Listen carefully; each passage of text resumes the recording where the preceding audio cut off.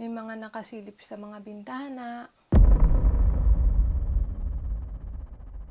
May mga lumalakad sa attic namin.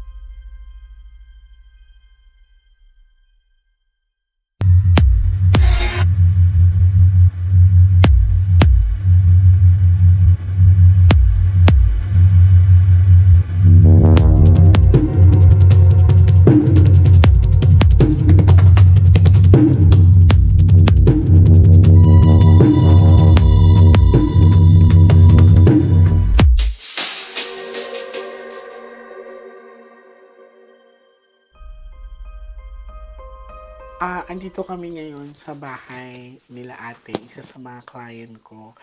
Mag-i-stay ako dito ng um, ilang oras hanggang madaling araw.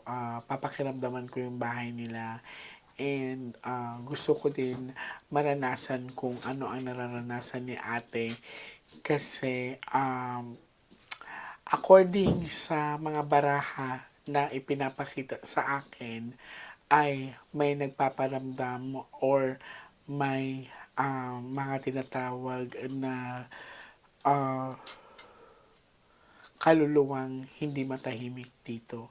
So, malinaw sa mga baraha na may pinapakita sa akin na meron silang kasama dito na maring hindi nila nakikita, no? Um, Kailangan ko din ma-check kung ako ba ay um, makaka-experience ng gagalawin ako or sasaktan ako. Ah, Samahan niyo ako ngayong gabi sa pag-stay sa bahay na to. So, samahan niyo ako ngayon. Akitin natin yung attic kasi sinasabi sa attic daw ang madalas na may naririnig silang naglalakad or maingay. And explain naman din sa akin ni ate na medyo magulo pa ang bahay dahil sila po ay binagyo. So, samahan niyo ako.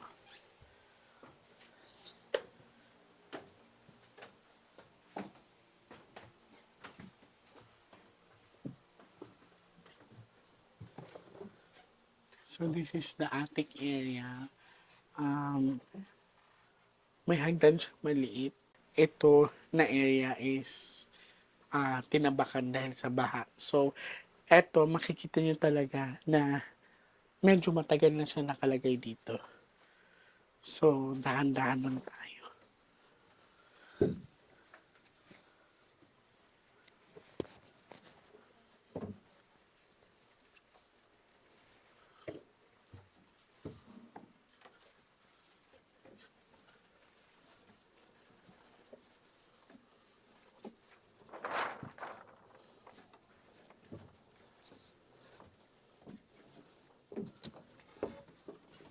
Oh my God. So, ito yung attic area nila. So, natatambakan na nga. Ngayon, maglalagay tayo ng isang camera dito na hahayaan lang natin na mag-rolling. And mag-iiwan din kami ng isang mic. Baka may makapture tayo.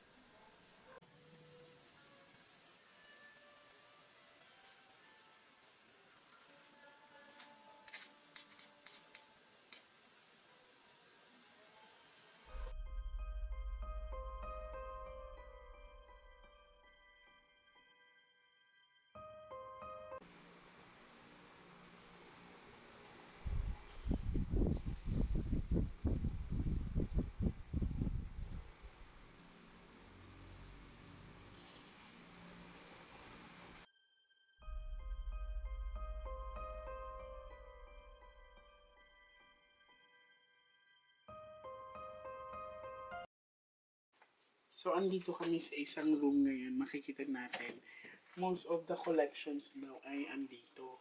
Collections ng mama niya. Pasukin natin. Bakit ko na po yan? Ano na po yan? Pinakot ko na lahat.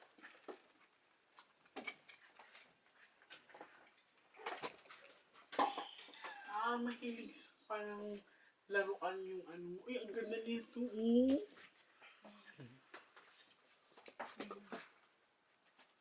Sino po nagsisiman sa inyo? Wala po. Ang ganda niya. Marami po yan. Punong-puno po yan.